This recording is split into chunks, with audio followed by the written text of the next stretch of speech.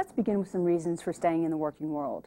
Some people spend much of their working lives looking forward to retirement, but when they reach it, they find themselves going stir-crazy. Dr. Helen Davis has no intention of retiring, even after 40 years as a professor. She feels she still has plenty to give to her medical students, and by the looks of things, they agree. See for yourself.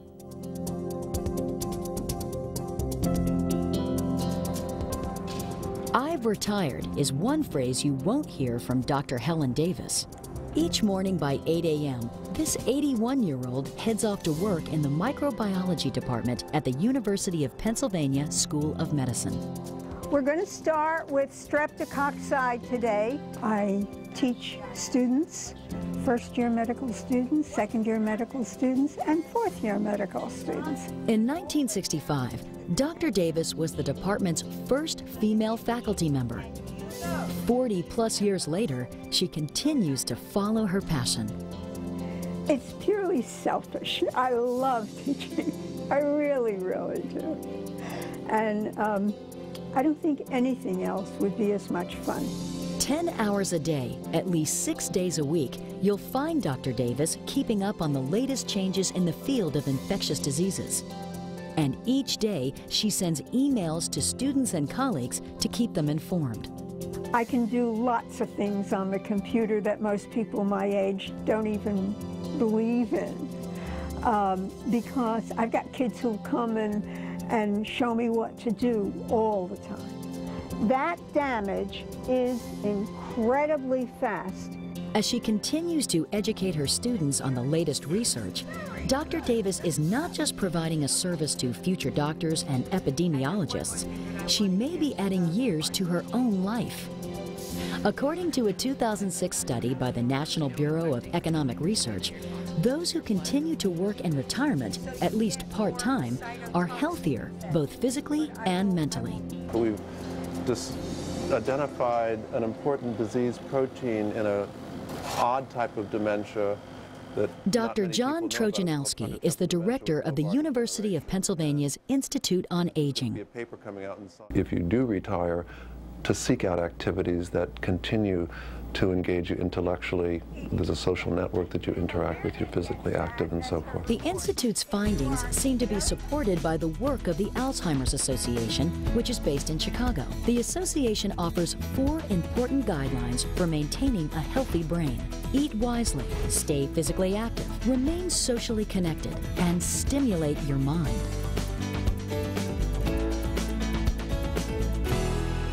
He's Popeye the Sailor Man. Dr. Davis keeps her own mind active by stimulating the minds of her students. She refreshes their memories through song. It's a very effective way of teaching. And so a lot of what I do is teach with music. I think my teaching approach is somewhat different. I just know it works. Apparently, students agree. There's a waiting list to get into the 25 available spots in her class. My senior undergraduates sign up for the class about 3 years before they get into the class. I have a waiting list of over 140 students every year. Truly a problem. When her husband passed away, Dr. Davis decided moving into the student dorms for just a couple of years would keep her feeling young.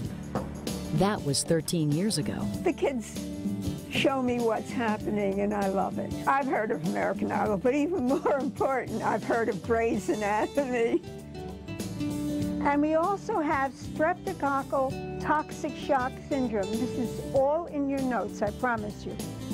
Dr. Davis looks forward to continuing her work for years to come, and she urges employers not to let the knowledge and wisdom of seniors go to waste. People who can give in all kinds of ways should be permitted to give. They should not be thrown into the garbage pail. Here to discuss some good reasons for staying in the working world is Tim Smart, Assistant Managing Editor for Money and Business with U.S. News & World Report. Each year, U.S. News & World Report publishes a retirement guide. But in its June 12, 2006 issue, the Newsweekly ran a story setting out 7 reasons not to retire. Mr. Smart, thank you for being here. Thank you for having me. Why did you guys decide to write this article on not retiring? Well, you know, year after year we would write articles about retiring, how to amass a lot of money, what to do with your retirement, places to go to retire. But we found out the more and more as we talked to people and interviewed people, a lot of people were telling us things they were doing and it didn't sound anything like retirement. In fact, people who said they were retired actually were not retired. They were still working in some form or another. Interesting. I read today when I was researching for this that actually more people retire because don't retire because they want to stay active and engaged as opposed to needing more financial money.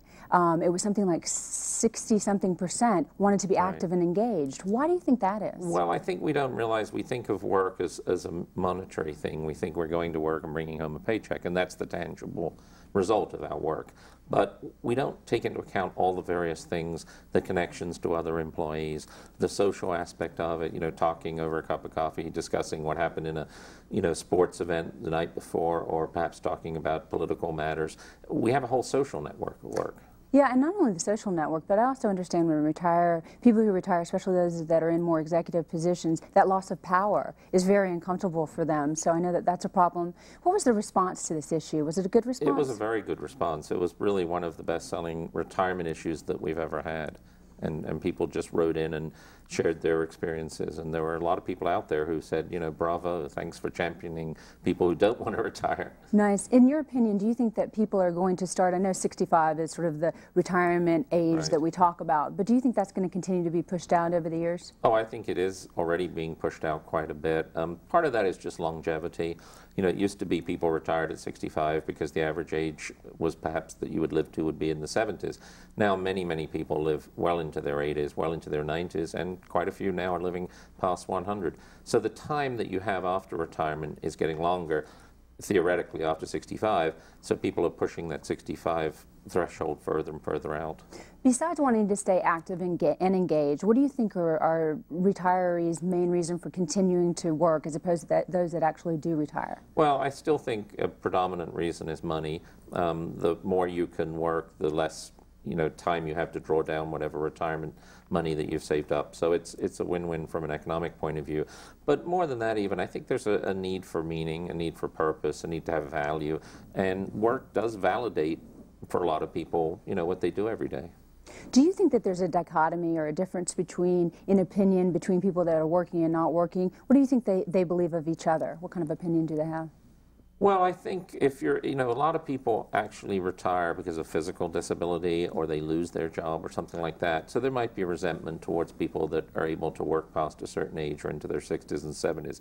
But I think the more people in the workforce see elder people working around them, the more comfortable they are with that, the more they look at that as an example that they can follow. One of the things that I find so interesting is that in the future, after the baby boomer wave, there won't be so many people to actually fill positions in the future, so people are going to have to work a lot longer. Did you get any feedback about that?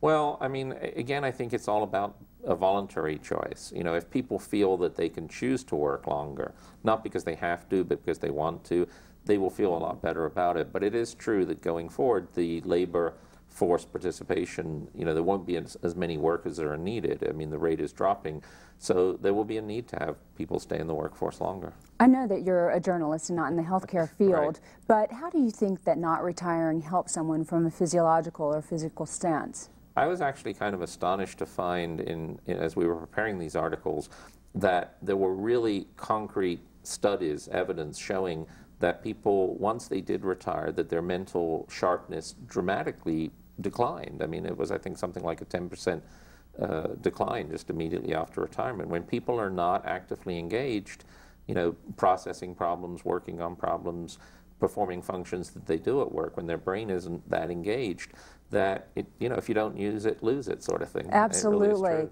Hold that thought. We're going to be right back in a second. We need to take a short break. When we come back, we'll see a field segment about the hidden financial benefits of staying on the job in your senior years. And then we'll continue our conversation with Tim Smart. But before we go, here are some points to keep in mind about the physical and mental health benefits of prolonging your working life. The most common reason people continue to work after retirement is to continue earning income and postponing the need to deplete their retirement savings. Many people continue working because it gives them a sense of meaning or purpose that they cannot get if they aren't working. Retiring at a later age may lessen or postpone poor health outcomes for older adults, raise well-being, and reduce the utilization of healthcare services, particularly acute care. Though some seniors continue working for the money, many want to continue working to keep themselves active and engaged. Do you know? At age 50, 75% of the population will have less than what amount of money in retirement savings? Do you know? At age 50, 75% of the population will have less than what amount of money in retirement savings? Answer D, $5,000. At age 65, 45% of Americans depend on relatives, 30% depend on charities, 23% are still working, most work until they are no longer physically capable. Only 2% are self-sustaining. Welcome back to the Daily Apple. Plenty of seniors work at full-time or part-time jobs to supplement whatever they were able to do to save for retirement. Whether they realize it or not, the money they earn works for them in more ways than one, and companies are increasingly discovering that hiring seniors pays them back as well. Take a look.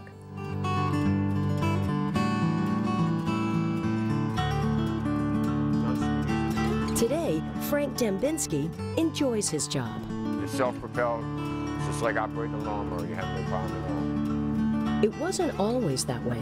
For years, he traveled constantly in his position with the state of Maryland. The lack of regular contact with people left him frustrated.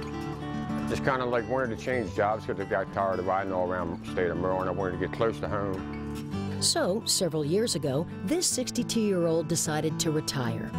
He quickly discovered he wasn't the retiring type. No, I don't really want to retire. I don't know what I'd do if I retire. I'd probably work harder at home. So, Frank got a job with Home Depot. I love working with customers. I just love helping people solve their problems because I say when you help someone solve a problem and they come back the next time they come in the store and walk up to you and thank you, that means a lot. It really does. And that makes me feel good. While it was fashionable in the late 90s to retire early, today older workers such as Frank are voluntarily and happily working longer. I just cannot sit still. I can't sit still. And I don't know, when I reach 65, I have to let Home Depot make that decision. As far as I'm concerned, I'm not going anywhere for a while. Fortunately for Frank, Home Depot believes passion never retires, and he has no mandatory retirement age. It's actually one of a dozen U.S. companies that want to attract mature workers such as Frank. Because the overall growth of the U.S. workforce is expected to slow, corporate America is now seeking out the mature worker. And more time spent in the workforce could mean more money in your retirement nest egg. Having 1 year or 2 years or 5 years of work will allow you to extend possibly your retirement to 4 or even 10 years on the other side. According to certified financial planner Glenn Kaut, staying in the working world pays in more ways than one. No matter how small an income your job generates, it will help stretch your resources to fund a longer and probably better retirement. If you work a little bit longer, you can't possibly be drawing down your retirement plan. So the modest amount of time in those peak earning years really can make up for a lot of time in the beginning when you didn't save. Kaut explains that working longer basically accomplishes 4 things. First, you have more time to save. If you keep working, even 2 extra years, that's 2 more years to sock away money into your retirement accounts. Second, it shortens the length of your retirement, so you'll rely on those accounts for fewer years. Third, while you're working, you may not need to tap into your retirement accounts for basic living expenses, and those accounts will have more time to grow, tax deferred. Finally, you can delay tapping your Social Security savings. By waiting until after your so-called normal retirement age, Kaut says you can currently boost your Social Security payments by as much as 50%. If they do have a job and they are in those peak earning years, peak saving period, deferring a year or 2 or 3 or to age 66 or 67 might make a lot more sense, especially if their family longevity seems to be average or greater. Can we set you up, Mark? Frank is thankful to have found an employer that appreciates the knowledge and wisdom he has to offer. When I come to work every day, this is my business. I run this like my business because I care. I guess some of the older ones don't have the experience that I have out in the world, but if they would realize that if they want to get ahead in the company, care, act like this is your business and you want to make money for your business. And with this kind of positive attitude, older workers such as Frank will likely find themselves playing a critical role in the future success of many U.S. companies. With me to continue our discussion about why you might prefer not to retire is Tim Smart, Assistant Managing Editor for Money and Business with U.S. News & World Report. So Tim, you used the word unretirement in your article. Tell me what that means. It basically means that you don't follow the conventional idea of retiring, stepping away from the workplace, the job that you've had for many years at a set age. You continue to work, perhaps you work part-time, maybe you go on to, a schedule that allows you some flexibility where you work, a handful of days a week instead of a full week, that kind of thing. When we were watching that segment just now, Home Depot, they have no retirement age. What do you think older workers bring to the workplace that younger workers do not? I'll tell you one thing that they bring is that they show up a lot more on time and they tend to have less absenteeism. They don't tend to bring as many of their problems into the workplace. For the most part, they've got children that have gone off to school or college, so they don't, they don't have those interruptions like a young kid with a runny nose or something that you might have to stay home with. We talked a little bit about the future and how baby boomers are going to be aging and they may not have replacements. How do you think corporate America is actually handling that situation of an aging workforce? Well, unfortunately, they're not as prepared as they should be. I mean, you mentioned the Home Depot. That's one company that's among several, really, that have plans in place and are aggressively hiring, older workers. But for the majority of companies, they're not really thinking about it. I know that that the Principal Financial Group, believe that hiring seniors give them an actual competitive advantage. Tell me more about that plan. Well, particularly like in financial services or some of the industries where a lot of the customer base is going to be people in their middle or ages or older. It helps. I mean, if you go to buy a product and you're 55 or something, you can relate perhaps better to somebody who's 55 or 60 than you can maybe to somebody who's 20 years old and doesn't really understand your needs. What kind of efforts do you think companies are going to make to actually retain older workers? I think they're going to develop more flexible work arrangements. They're going to take into account the fact that older workers may have, or aging baby boomers, retirees may have a parent at home that they have to take care of, or they may have other demands on their time. We've seen Medicare and Social Security, the age is creeping up to 65, 66, 67. Do you think that's going to happen with retirement? Absolutely. I mean, in some respects, I think it's, parallel. And, I think a more common retirement age going forward here is probably going to be in the late 60s to even early 70s. I know for an airline pilot, I just watched a segment recently on a gentleman from Southwest Airline, I believe, who had been to the moon 4 times or something of that nature, and he was forced to retire at 60. It seems to me that it should be more based on your physical, your physiological, where your mind is, as opposed to an actual requirement. Do you agree? I agree wholeheartedly. I think that some of these, absolutes that they have out there are, they're trying to apply one standard to everybody rather than using the evidence that perhaps a health test or something like that would show that a particular 60-year-old might be in better shape than somebody who's 40. I know when we spoke earlier about the finances and we said it was between 30 and 40% of the people actually do not retire, because of the financial part. But it seems to me, it's one thing to have a job that you've had for 10 and 20 years, but the finances of it, they go down pretty significantly if you're going to work at a Home Depot or something of that nature. Is it just supplemental income? Well, I think it depends. I mean, if you mention something like Home Depot and let's say you've been a middle manager in a company, that's going to be a huge drop. But depending on what age you're at, you might be at the age where you can start taking Social Security. In some cases, there might be 2 people in the household. Your wife or your husband might work. So you may not need as much money as you originally thought you needed when you were paying off a mortgage or saving for retirement, things like that. Sure. So do you think that it's not the big expenses anymore, but maybe the medical insurance that they're paying? What are some of the reasons why they actually might need some of that supplemental? Well, health insurance is a big thing. I mean, almost any study that gets asked the question of why people are staying in the workforce, past a certain age and choosing not to retire, healthcare is almost always number 1 or number 2 on the list because, as you know, healthcare costs are rising much faster than inflation. Before we close, tell me, in general, what kind of attitudes do you think are changing about hiring older people? I think there's just more willingness. I mean, I think there's more acceptance. I think there's also a general feeling that, you know, it helps to have a certain maturity in a job. This has been really great information. Thanks for writing the article. Sure. We appreciate it.